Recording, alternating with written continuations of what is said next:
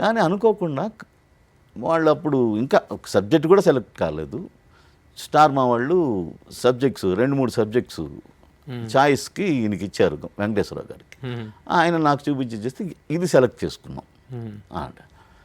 కార్తీదీపం subject select చేసుకొని అలా చేస్తే అది కార్తీదీపం సీజన్ 1 ఉన్నట్టు.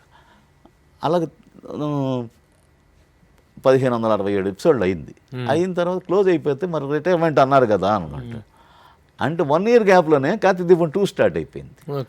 ఇప్పుడు అదే మాట నిలబెట్టుకోవాలని నేను రిటైర్మెంట్ దాకా ఈ కార్తీదీపమే చెయ్యాలి అనేది నాకు కోరిక అంతే. అంటే నేను ఎందుకు అన్నానో నా మాట 8 ఏళ్ళు అయింది. 8 ఏళ్ళగా అదే సీరియల్ చేస్తూ ఉన్నాను నేను.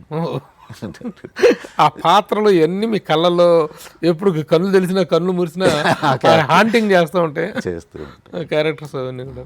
నిజంగానే కార్తీక దీపం సీరియల్తో రిటైర్ అవుతారా? అంటే మీరు ఇందాక మీకు ఏమన్నా ఉందా అన్నారు కదా, నేను ఈ సీరియల్ తోటే రిటైర్ అవ్వాలనుకుంటున్నాను.